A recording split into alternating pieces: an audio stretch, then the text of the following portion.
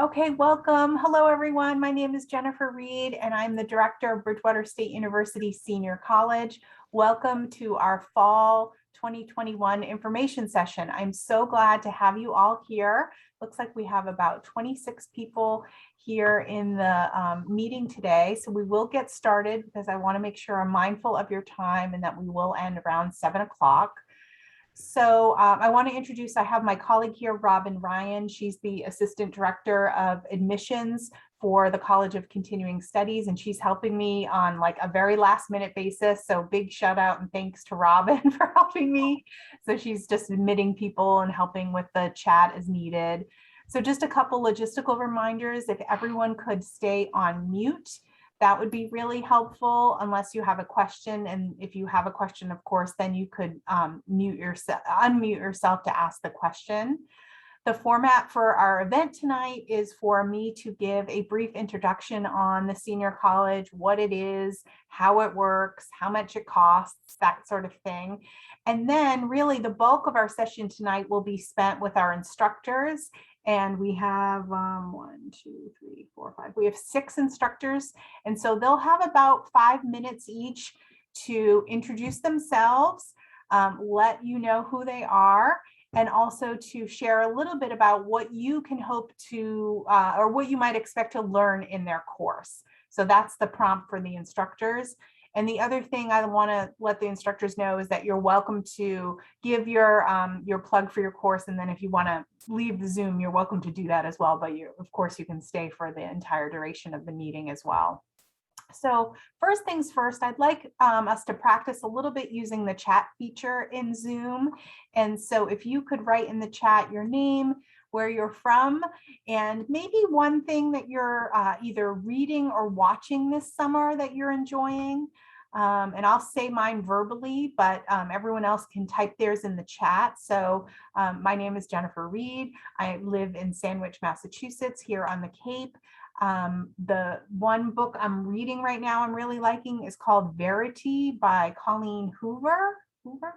And I'm also watching the 2nd season of Ted Lasso, which is so good. If you haven't seen that, it's like the thing we needed during the pandemic. Season 1 was so good, so heartfelt. I think that it won, the show won the Pulitzer Prize, actually, which is crazy. So that's what I'm enjoying. I'd love to hear from all of you. Again, your name, where you're from, and one thing you're reading or watching and enjoying this summer.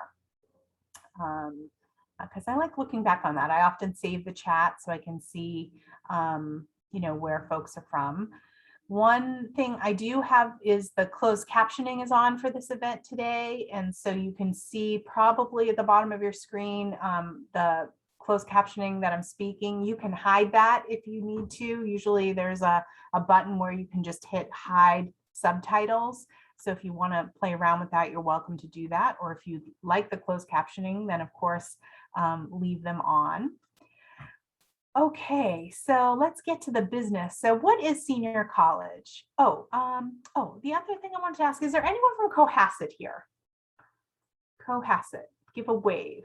Okay, no one's from Cohasset. Well, I've been working really hard to get Cohasset people to come to the senior college. So if anyone is from Cohasset, let me know. I'll be happy to chat with you. Okay, first things first. We are living in a remarkable time. As most of you likely know, people are living longer than ever before. And on average today, we are living 34 years longer than our great-grandparents. So consider that for a moment. That means we have an entire second adult lifetime that has been added to our own lifespan, which is really extraordinary, and is why the university decided to offer this senior college. So after careful thought and lots of collaboration with senior stakeholders in our region several years ago, it finally trickled down from our president and provost down to me, the mid-level manager that I am, to implement a non-credit enrichment program for seniors in our region. So the way that it works is that we offer courses that are short-term. They're anywhere between 4 and 6 weeks. They are offered purely for learning purposes and enrichment and fun purposes. So there's no tests, there's no grades. no matter what your instructors tell you. There's no tests or grades. And I think they're pretty happy about that as well. It's really for you to have an opportunity to learn something new or learn something more in depth than maybe something you already have an interest in. And the point of the program is also to help all of us combat this social isolation that a lot of us face, and especially seniors can face. And now, of course, with this, pandemic that we're all having, experiencing over the last year and a half, it was even more important. So when we began the program, we started in person, and we had, I believe, we started in the fall of 2019, and we had, I think, 8 courses, and they were all at the Bridgewater Public Library, all in person, and that worked wonderfully. And I got to meet so many of the people that are here in this space today, and it really was, it was well attended, and people had a lot of fun. It was wonderful. Of course, spring 2020, the pandemic started, and we had to shift to this online virtual model, which I've been pleasantly surprised with. I didn't expect that seniors would be so able and adaptive to learning in a virtual environment, and you all have blown me out of the water. Last semester, I think we had 220 members, and we've been able to expand our reach. So now we have members from all over the state of Massachusetts and beyond. I think we had people from 6 states last semester. So we're really proud of the work that we've continued to do despite this pandemic. And our plan for the fall is to offer 50 courses, which is the most we've ever offered. Last semester, we offered, I think, 44 courses. So we really have a wide variety of courses, something of interest for almost any taste. And I'm proud of that for sure. I think you'll find when you look on our website, and I'm sure most of you have seen our website in the email, but maybe Robin can pop it in the chat too. You can download our in-depth course catalog. And I would encourage you to do that because you'll read the course description, and usually the instructor will describe how the course works, whether it's discussion based or lecture based or hands-on or what have you. So I encourage you to look at that. And then I also encourage you to look or print, if you can, the schedule at a glance, which is a nice, simple, like 4-page document that lists all the classes and has their starts and end times. And also you can learn more about how to register. The way that the senior college works is it's a single membership fee that you pay. So you sign up on our website. We have a very simple 3-step registration process because, we're a big bureaucracy. So part of that 3-step process is due to Robin's doing. So we both apologize for that. But if you can make it through the 3-step process, I guarantee you will be successful in your Zoom classes. Because if you have the technical capability to do the 3-step registration process, which is first step is to just register with the university so that we have your information. The second step is to pay the fee, which is a single fee of $85. And with that fee, you can take as many courses as you'd like. And that's not a typo. I'm not misspeaking. You could take 50 courses if you'd like. In fact, we have a lot of people that take anywhere between 6 and 10 courses. So again, they're short term. They're not a big commitment time-wise. And the other piece is you can always try a course. And if you don't like it, you can drop it. You don't have to continue to attend the course. So that's a nice thing as well. But most people like the courses that we offer you. And then the third step is just to choose your actual courses. So again, you can register on our website, and I'm here anytime. If you need any help on any of those steps, you can always give me a call. Maybe Robin could put my phone number in the chat. I'd be happy to speak with you. I'll be here tomorrow and Friday. So if any of you have questions after tonight, feel free to give me a call or an email. I'm here all the time. Okay, so my next thing, I'm just glancing at my notes, is okay, so the other thing is about our instructors. So we have, instructors who are very seasoned university professional educators, scholars. That's a big part of who we use, because we want to give all of our seniors a taste of what the incredible knowledge that our faculty have. But we also use other folks as well. So we use folks from other colleges and universities. We use retired folks. We use practitioners, people that are in their field. And we even use some of our own members teach classes. So you will get a little bit of everything in our programs, in our courses. So if you are someone that likes the traditional method of learning and you really enjoy a lecture, we have that. If you like collaborative things and you like having discussions and robust discussions and going back and forth, we have that too. If you like hands-on learning and art, we got that. So I encourage you to, again, look at the course catalog for the specific courses. And again, I'm here if you have any questions. So the next part of our the other piece is, please put any questions that you have in the chat, because now that I'm concluding my piece, I'd be happy to answer those as we go along. And what we'll do now is we will open it up to our instructors, and I will give a prompt to them, and I will tell who's up next too, so the other person has a minute to gather their thoughts. So remember, it's introducing yourself, letting us know who you are and any affiliations you'd like to share. And then also, what could one of our seniors hope to learn in your course?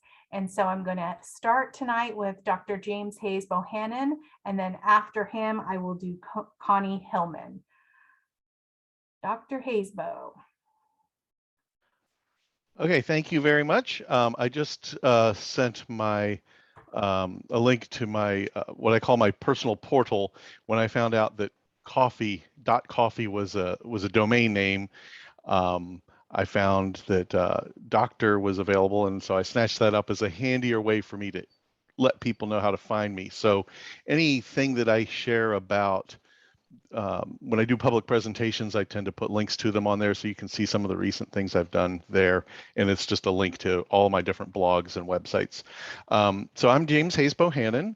I was born James Bohannon and married somebody else on this call, and we acquired the name. We created the name Hayes Bohannon together.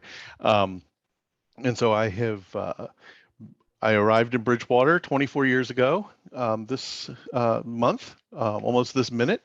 In fact, at this minute, we were probably sitting on Beryl and Vernon's couch because our house wasn't ready, and we were. So we've been here at Bridgewater for 24 years, and I was hired responding to an ad from the geography department when they were looking for somebody to teach geography, environmental geography, and the geography of either Latin America or Canada, because when academic departments hire, they tend to think about who left and what they did and what else they need. And so they had people teaching those subjects, and they wanted to try to continue them. And so my PhD is from University of Arizona in geography and environmental policy and some kind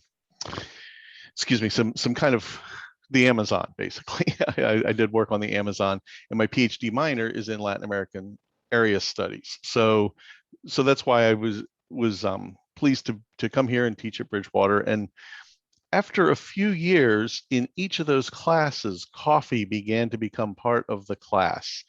And this was 1997 that I started, and I was really lucky. Sometime in 1999, I was introduced to a person from Equal Exchange, which is a coffee company now in West Bridgewater. Back then it was in Canton, and I'd heard of it before. And when I got here, I was lucky enough to meet somebody, and I just had him come to class to talk about his travels in Central America, because I had never been to Central America. I'd been to Mexico and Brazil quite a lot, but not anywhere in between. And something clicked. And a couple years later, I went on a travel course to Cuba, and I started thinking I'd like to do my own course, but it would need to be about something specific, and something else clicked. And I realized I could do a course on coffee. I called up Equal Exchange. I said, could you help me organize a course on coffee? And they said no, because they're running a coffee company. They said, but we can introduce you to somebody with Lutheran World Relief who is working in Nicaragua, and maybe she can help you. And then I started teaching travel courses in Nicaragua. I've taken 12 groups to Nicaragua almost every year between 2006 and 2018. And Pam, who's on this call, has been on 3 of those. Our kid Harvey has been on 1, and over 120, mostly Bridgewater students, but a couple faculty and community members have gone as well. And then, so that was 2006 was my first one. And then in 2007, the university began its second year seminars. And this seemed, talking around coffee is something that's why we have coffee, is to sit around and have conversations. So a second year seminar in which we were encouraged to practice speaking seemed a natural thing to add. So I've been doing these second year seminars on coffee.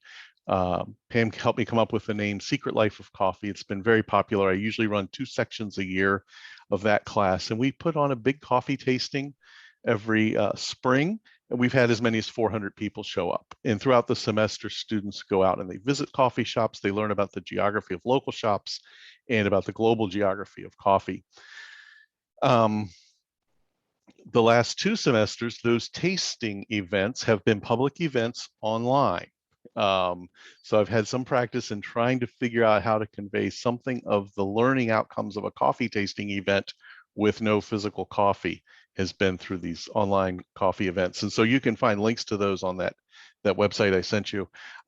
What you can expect to learn in this class is, you may have heard that coffee is the second most traded commodity in the world.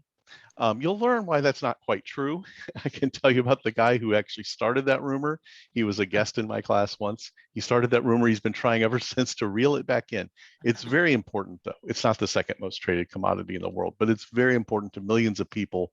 And we're going to learn about why it's so important, why it is a crop that began in Africa, but the majority of it is now produced in Latin America, why it tastes different depending upon where it comes from and how it's cared for, and why climate is a real threat to coffee, and how knowing these geographic connections from Latin America back to what's now Ethiopia is our only hope of saving coffee.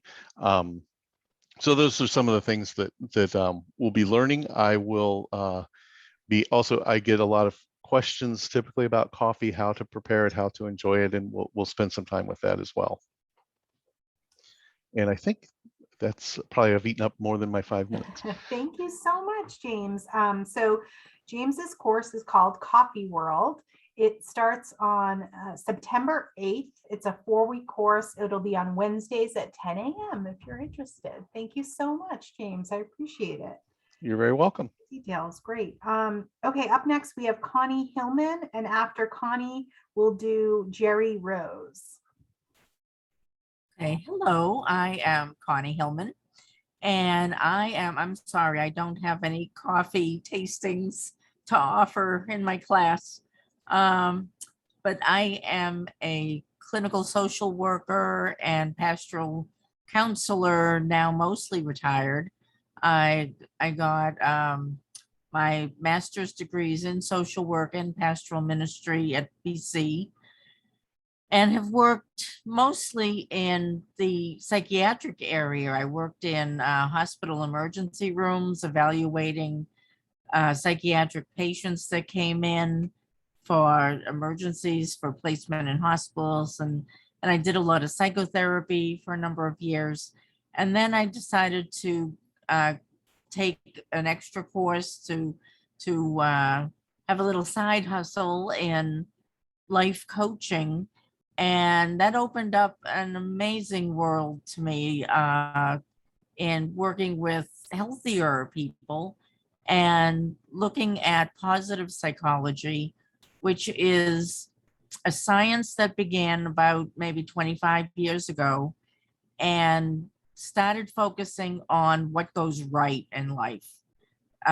For many years, psychiatry has looked at the illnesses and disorders and what goes wrong and how to treat them, which is obviously critical and important. But positive psychology looks at what helps people live the best life possible, what helps people be resilient and cope with stress, what helps them live longer and healthier lives. And So I've been focused on that quite a bit.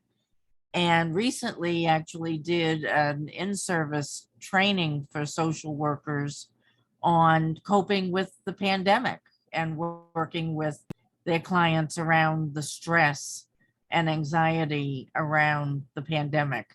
But the course that I'm going to be teaching, actually 2 courses through the Bridgewater Senior College, focus on positive psychology, what it is and what it isn't, because there's a lot of myths about it. But mainly what it is what helps us be the most resilient in our lives. And I think through the pandemic we're really challenged by that. As we age, the issues get, different than maybe when we're in the prime of our careers in younger years. And so how do we adapt all of that to our senior time? How do we make changes that we want to make? How to identify strengths and build community even in the midst of a pandemic? And make changes, make plans for the future. And certainly our goals have changed since we've hit 50, 60, 70, 80 years old. And so what can we do to help you bring that about and to learn how to be more resilient and cope with the challenges at our age? So, and I'm not sure what else you want to. That sounds wonderful, Connie. I think you did a great job of outlining what people can expect to learn in your course. I had a joke amongst myself here because you said, about asking about like the secret to this positive life. And I wrote in the chat, golden retrievers. Absolutely. Anyone that knows me knows I love my dang golden retriever. Oh. But no, I'm really looking forward to those 2 courses. I think people will really enjoy them.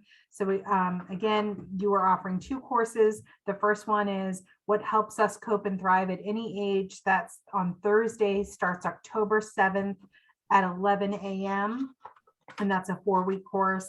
And then the second course is setting goals and the process of change. Again, Thursdays also at 11 a.m. starting on November 4th. So I would encourage people to sign up for those courses, and we're really excited to have you in our program, Connie. Thanks for being here. Thank you. Thank you. Okay, so up next we have Jerry Rose, and after Jerry we'll have Pam Hayes Bohannon. I don't know, I think James is still here. James, if you can hear me, there was a quote from Evie in the chat, so maybe you could just answer in the chat.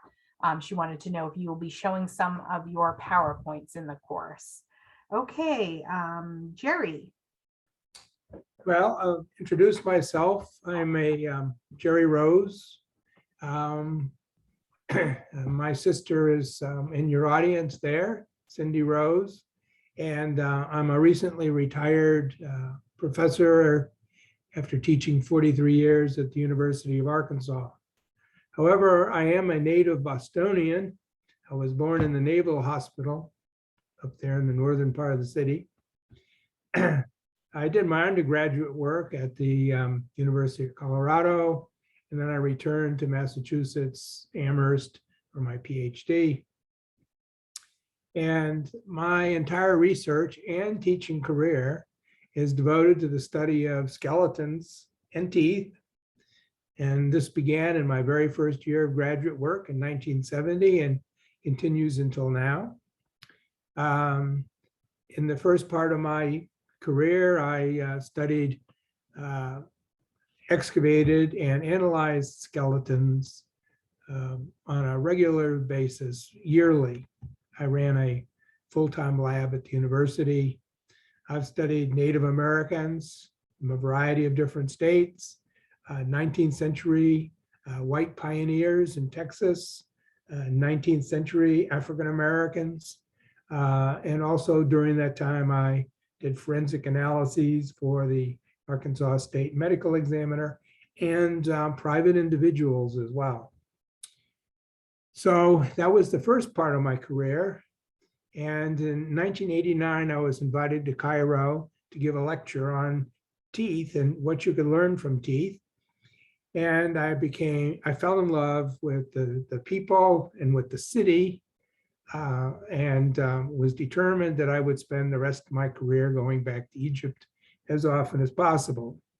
And so I returned to do research virtually every year, sometimes 3 times a year, from 1990 to 2018. And I would like to point out that in all these research trips, students, sometimes as 1 or 2 students would be with me. And at other times we ran a field school and I had as many as 25 people come with me to Egypt. Also during this time period, I worked as a specialist for a variety of different nationalities. I worked with teams from Egypt, from Holland, Russia, England, and in America.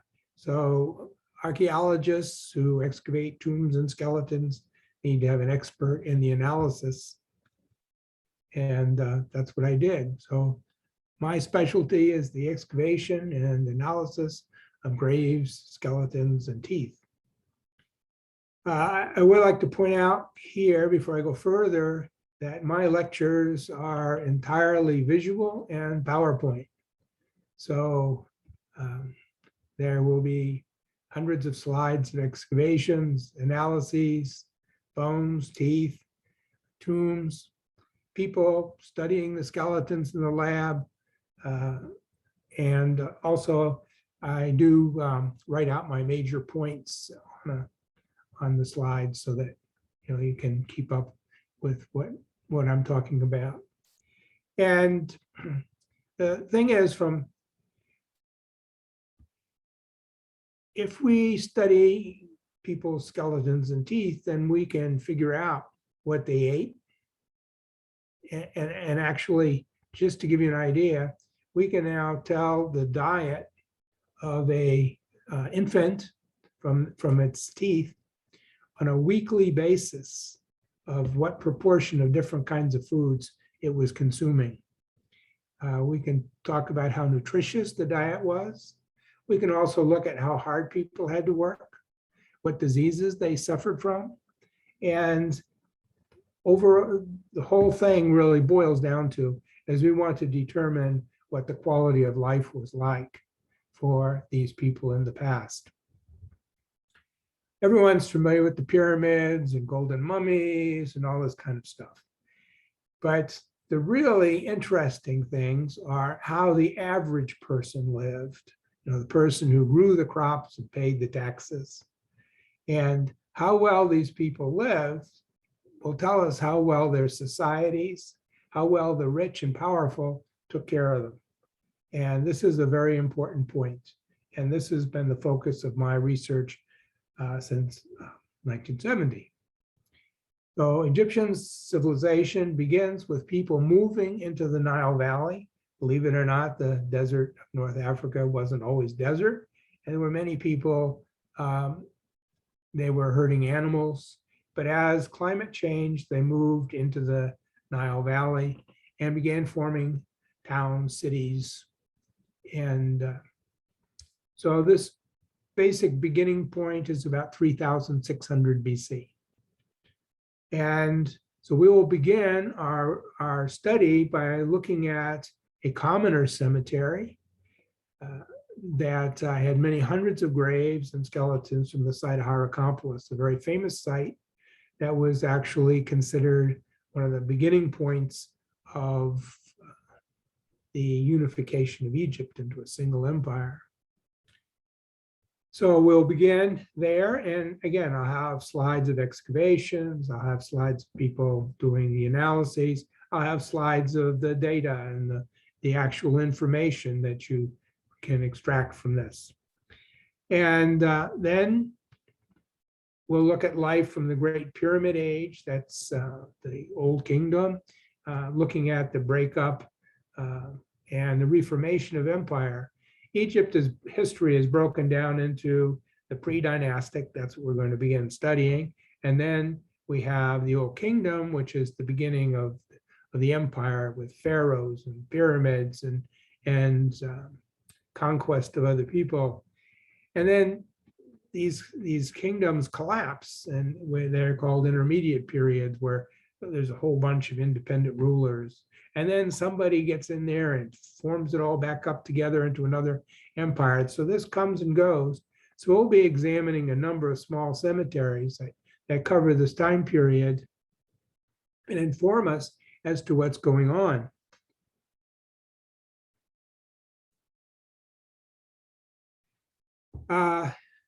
We'll then complete our excavation by looking at the many hundreds of graves and skeletons from the site of Amarna. This is probably the most exciting. Well, that's not true. I've worked at very famous sites. I was very fortunate.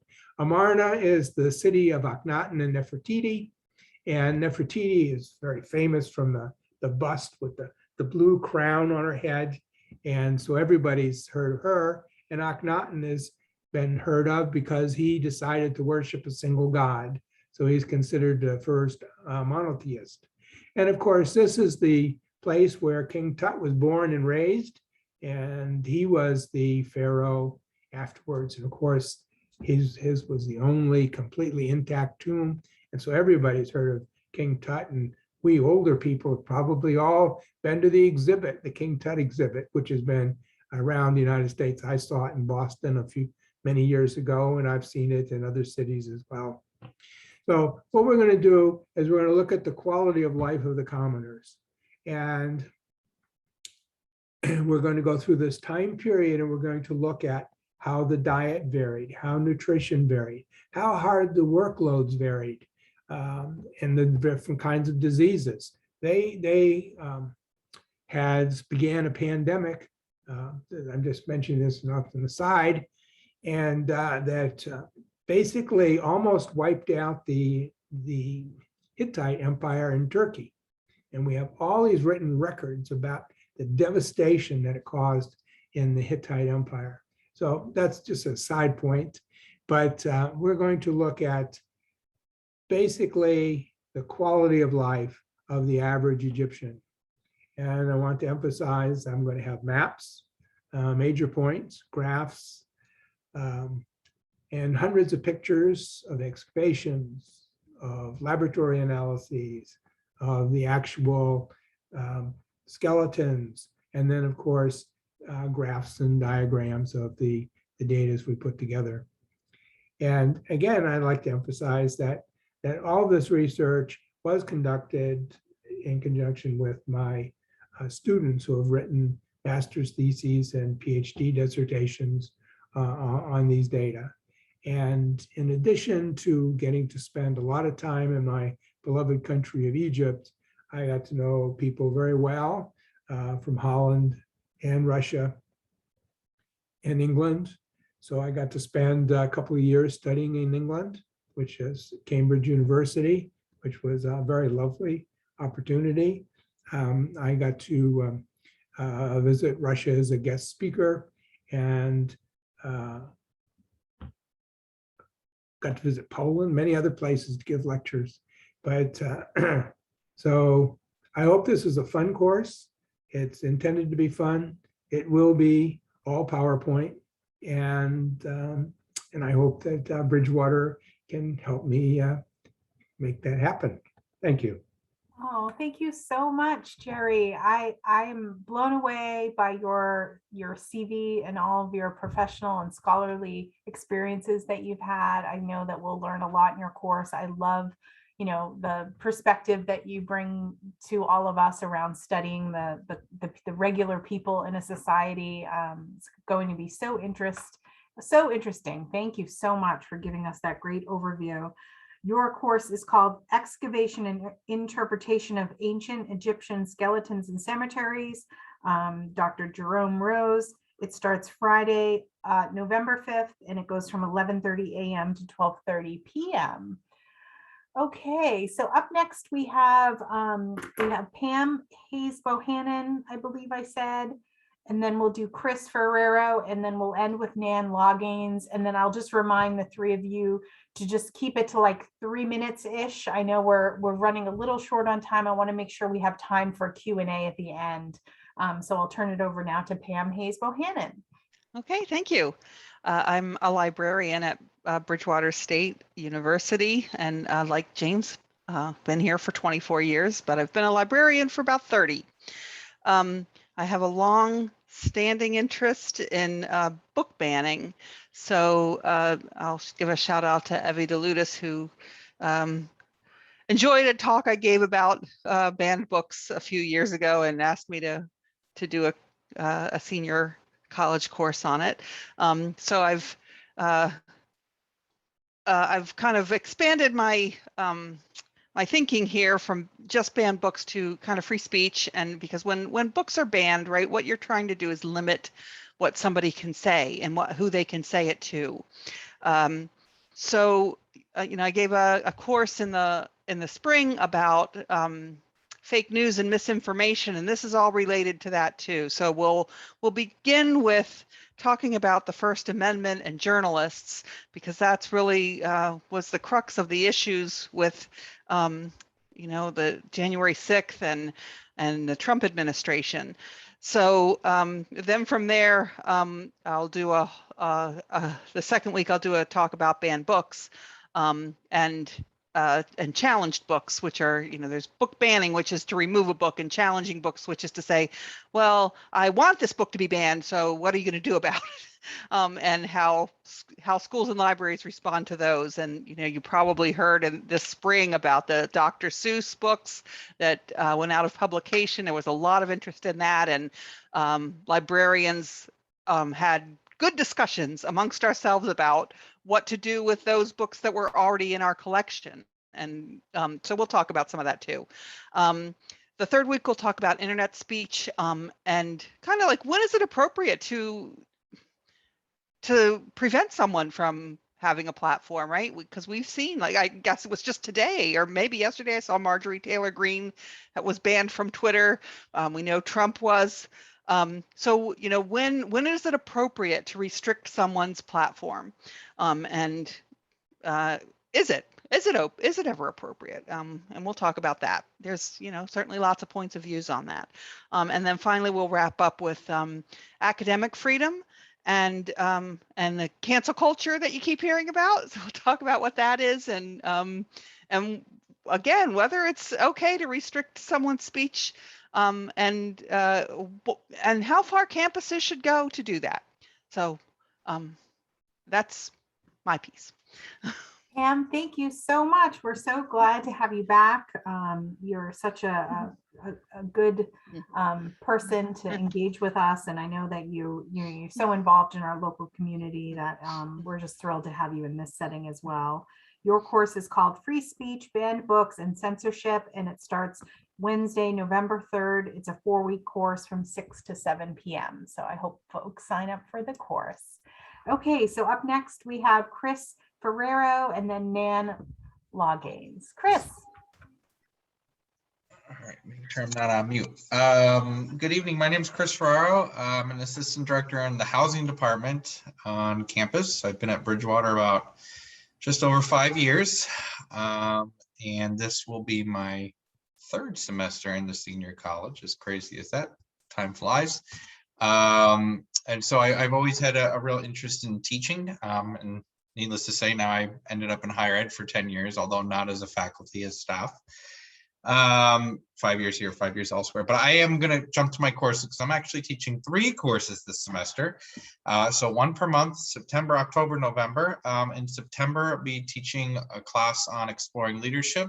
So looking at leadership theory and the varying theories out there and how it might be ways you can reflect on your own leadership and enhance future leadership roles, and how they might be useful and apply, and looking at different examples of leaders throughout different industries.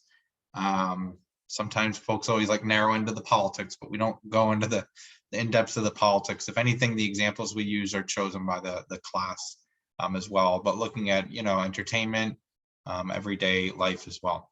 In October, looking at doing, just scroll up on my notes here, looking at teamwork and making enhancing the title of the class is making the dream work and teamwork.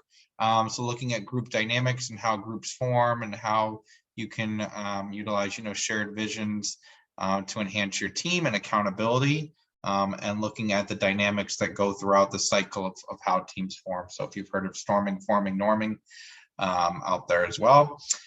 And then finally in November, less of a class, a little bit more of a discussion-based group, talking about the power of film and the impact that cinema has throughout people's lives, and the impact that varying genres or specific films has had on every day. So I'm kind of a movie buff and enjoy that. So I thought it'd be a little bit different taste. So that one will be a lot more of a discussion-based group, although there'll be some material, but that'll lean heavily on, class direction, participation, to drive those conversations and see examples and what have you.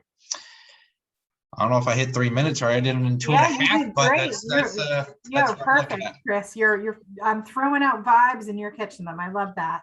I'm really excited, Chris, for all of your courses. In particular, your couple of things is your second course, the one on the making the dream work and teamwork. So many of the seniors that are involved in the senior college are active in their own local organizations, volunteer groups, at the senior center or local community organizations. So I think that would be really relevant for people that are still out there and, engaging in group activities. And then the power of film, that's just, I think, a plain fun course. So I think everyone will be really excited for that one too. I think we can all agree that film brings us together. I know that for me, I have a list in the notes app in my phone of all the movies I know my mother loved. She passed away in 2015, and anytime something comes on, it like a film, I'll go, oh my God, I know she loved that movie, and I add it to the list. And it serves no purpose other than they're the great movies that connected her and I, and we watched them together, we talked about them, and it's just a great way to connect with others. So I love that. Thank you for being here, Chris. I appreciate it. And so up next we have Nan. Nan, we're so happy to have you back, and tell us about all the things you're doing this fall with us. Okay, I'm Nan Loggins, and I'm an interloper here. I don't teach at BSU, I teach at Bristol Community College, and I was asked, as some of you may know, I'm primarily on the Attleboro campus, and we also have BSU there, so that's how I kind of fell into it. But I've had a great time the past year teaching a number of classes, and this fall I'm going to be teaching 2 classes and leading 1 political discussion group. One of the classes is The Rise of White Supremacy in the United States, and I taught a shorter version of this last spring, and we talked about, a little bit of the history of it, the first week or so, and we didn't really run out of time because I had everything I wanted to do, but there was a lot of interest in including more. So this time it will be an 8-week class, and like I said, we'll do a little bit of the history, but then also the more contemporary things like the Proud Boys and all the things you've been reading about and seeing, and where they're coming from and why now. So that's one class. The other is Duck and Cover, which is a brief history of the Cold War. And if you're anything like me, we spent at least part of our childhoods and maybe even teen years, some of you are nodding, hiding under our desks during our Duck and Cover drills. And I've taught an entire Cold War class several times at BCC. And I always joke about how those desks must have been made out of something really incredible, that they were somehow going to keep us safe in the event of a nuclear attack. But that just gave me the idea for the course title. But we'll cover kind of the first third or so of the Cold War, going up to about the Cuban Missile Crisis.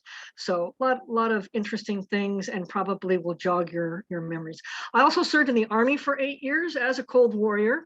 I was in military intelligence during the Cold War period, from the late 70s to the late 80s. So I have a little bit of personal experience. And then finally, I'm going to lead a political discussion group where each week we'll talk about hot topics in the news. I've done this in other in other formats, non-academic, and it has worked pretty well. I should say very well. So all voices are welcome, whether you're liberal or conservative or somewhere in between.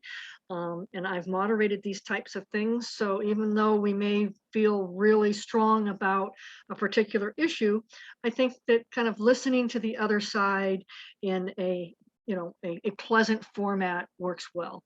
And so those are the three things that I will be doing this fall. And I know I was kind of pressed for time, but I think I hit all the major topics. Absolutely, Nan. We're so thrilled to have you back. Thank you for your service. I do think I remember hearing you say that before. So we're thrilled to be offering 3 courses with you, or 2 courses in one discussion group. The Rise of White Supremacy, that's Wednesday, September 8th. It starts on at 6 p.m. And then your other course is the Duck and Cover. That's a 4-week course, Tuesdays at 11:15 a.m.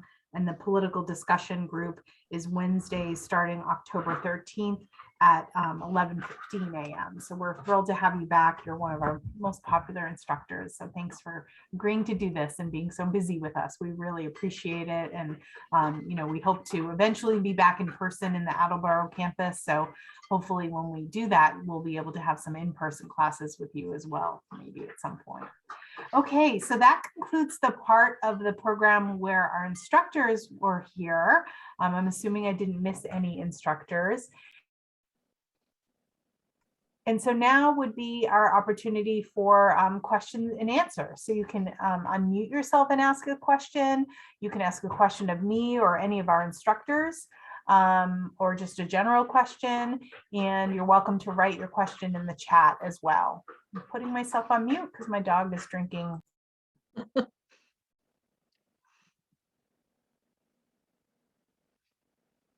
If there's no questions, maybe someone that belongs to the senior college has an observation that you'd like to share. I didn't specifically plant any ringers, but I know I have a few here.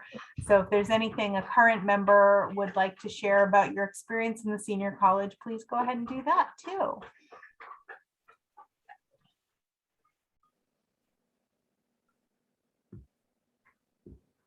Is there anyone that's on the chat that hasn't been to senior college class? Because I can say that it's very interesting. It's a wonderful, every single course I've taken has been excellent, informative. Sometimes you have to do a little homework, but you never get graded, but it's just finding information. And I would encourage anyone to take any of the courses. Like you said, if you take a course and it's not quite for you, then you just don't come back, and nobody calls you or hunts you down or anything. It's the best classes ever. And I thank Bridgewater for doing this. Thank you. Oh, thank you, Cindy Rose. I appreciate that. Yeah, so that's a great thing, is about we're structured with this single membership fee. You really can taste, try anything. So I think that's a great benefit. I see a question here in the chat from Kim. He said, when can we start to sign up for classes? Are all classes online? So you can register now. The full slate is open. So registration has been open since June 1st, and you can actually register all the way up until November too. So, if you're on the fence and you want to take your time to make a decision, you can really register up until the point of a class. If there's a class you want to take, you need to register a few days before that class starts. So most of the classes are fully online this fall. We had to plan far in advance, or we do as an institution, so that we have time to do the marketing. And we do have 2 classes in person planned. Of course, who knows? I mean, if you had asked me a month ago, I would have said they were going off without a hitch. But of course, now it's all subject to the current public health protocol of the moment. So our in-person class, one is called the Civil War in Reconstruction with Gary Highlander. And some of you might have heard from him. Apparently, he's quite the superstar in the world of senior colleges across Massachusetts. He's incredibly popular. He used to teach a lot of courses at the there's a similar program at Wheaton College, and he was apparently quite a superstar. So that's planned to be in person on Mondays at the Bridgewater Public Library starting at 10:20. But again, we'll see. And hopefully if we can't be in person for any reason, I just got a long email from the library director there that I haven't read yet. It came in while I was on this session. If we can't be in person, then hopefully Gary would be willing to teach that class online. We have another class on India planned. And again, that's from a visiting scholar to the university. And again, it's depending upon that. And we have a dance class with Sam Baumgarten, and that's at the Bridgewater Senior Center. So 96% of our classes are virtual. So if you're, here from another area of the state or beyond, you can attend, most of our classes virtually. But we do plan on, when we can safely come back in person, we will come back in person, but we also have a lot of classes online. We have really discovered that this is a mode that people enjoy. So we will always have, I look to a future where we have maybe 20 classes in person and 40 classes online. That's what I'm thinking. And we have a couple of partnerships. We have one with the town of Plymouth. So with the Center for Active Learning, a Center for Active Living in Plymouth. And so we will have classes there. We'll have classes at BSU Attleboro and at the Bridgewater Public Library. Jennifer? Yes, Evie.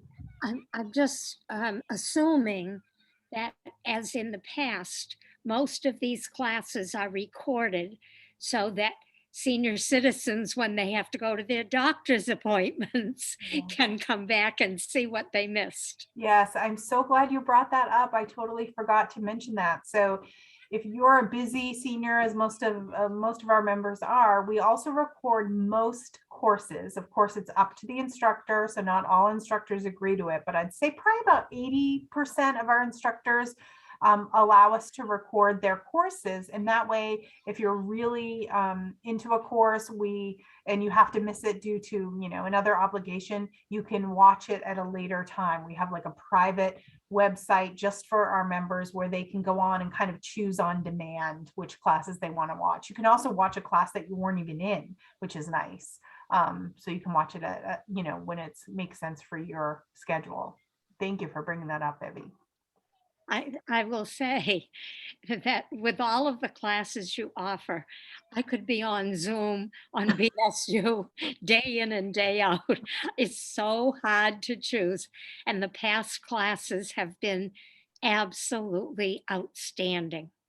Oh, thank you, Evie. We really appreciate it. And, I know that your conversations with folks at the university really pushed the university to offer this program. So we're eternally grateful to you and your championship of this program, for sure. Thank you.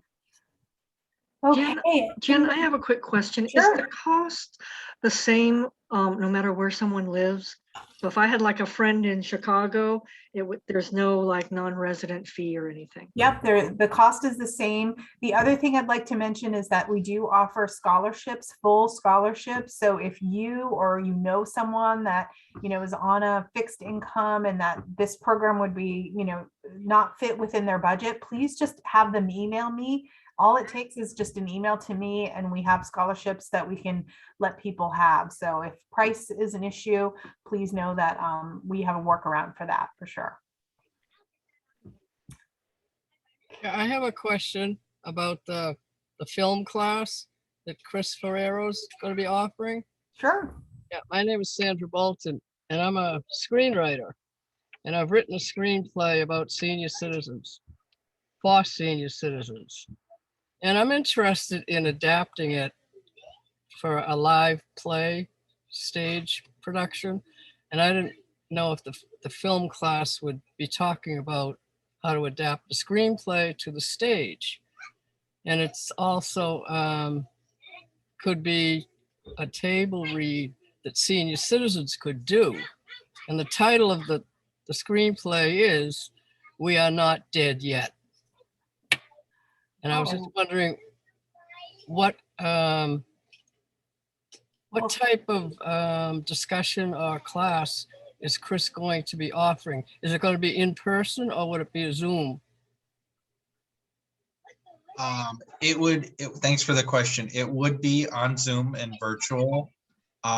It's a little bit more discussion based and probably a little bit more social than I think some of what you're describing. I think it's really looking at different genres and memories and reflecting and looking at that power, that impact that film can have on individuals, maybe even driving to some of the work, leading them to drive to some of the work that you're doing. So we can certainly chat a little bit more.